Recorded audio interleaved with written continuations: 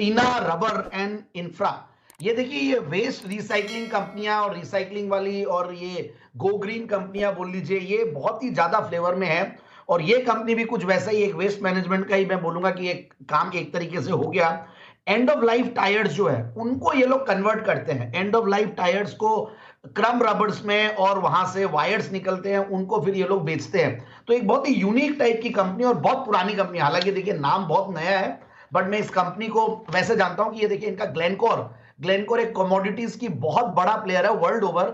उनके ये लोग जेबी पार्टनर थे, जिनको फिर उन्होंने उनका स्टेक को ये बाय ओवर किए थे 2014 में। मैं इसीलिए कि कमोडिटी से भी कनेक्टेड, तो इनका नाम पहले से सुना हुआ था। बट यस, क्योंकि कई बार लाने में थोड़ी दिक्कत होती है क्योंकि इलिक्विड स्टॉक्स होते हैं। बट अगेन, इलिक्विड स्टॉक होना ये नहीं है कि उसका फंडामेंटल्स हल्का है या क्योंकि लोग चर्चा नहीं करते इसलिए वो इलिक्विड है। बट यस, नाउ अब मैं फंडामेंटल्स पे आता हूं।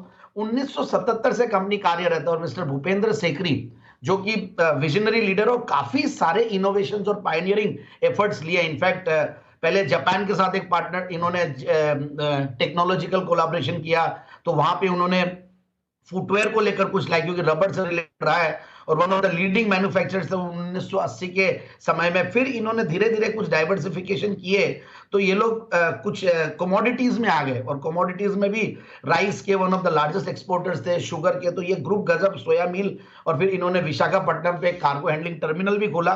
बट ओवरऑल एक जो मैं अभी बता रहा था सीएमआरबी, जो ये बेसिकली जो क्रम्स है, जो बेटर रोड्स और लॉन्जिविटी के लिए भी ये यूज किया जाता है, ये इसके लोग लार्जेस्ट प्रोड्यूसर बन गए और रबराइज्ड एस्फॉल्ट बोलते हैं इसको, और टायर क्रम्स के सबसे बड़े प्लेयर हैं, और इको फ्रेंडली एक प्रोडक्ट है, और 5 करीब इनके प्लांट्स है अक्रॉस इंडिया।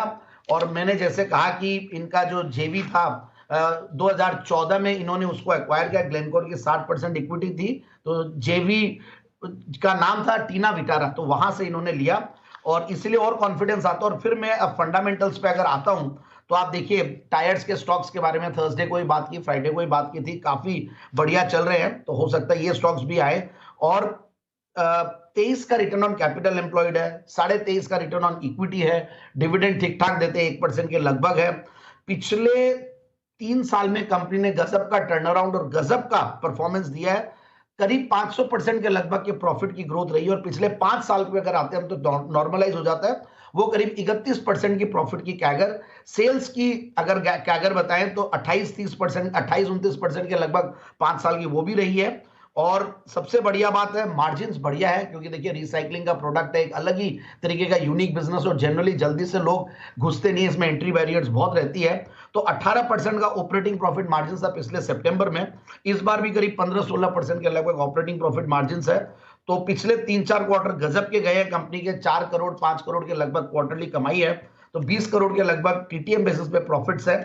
और मैं शेयर होल्डिंग पैटर्न देख रहा था, तो उससे भी काफी कॉन्फिडेंस आया। प्रोमोटर्स की 74%, एफआईआईज डीआईआईज करीब 1.5% के लगभग, गवर्नमेंट की भी छोटी सी स्टेक है 0.33, और पब्लिक शेयर होल्डिंग में एक बड़ा नाम जो देखता हूं मैं वो है डॉली खन्ना जी का, जो कि पिछले 4 क्वार्टर्स में शेयर होल्ड कर रही है, तो उन सब से कॉन्फिडेंस आता है। और मैं रेटिंग्स भी देखा था, ठीक ठाक है। सो ओवरऑल इस कंपनी को इन लेवल्स पे अगर हम लेते हैं, तो ये 726 का पहले हाईज दिखाया हुआ है, उसके सामने मैं टारगेट दे रहा हूं 560 का, तो इसलिए इन लेवल्स पे स्टॉक ले और 560 के टारगेट्स।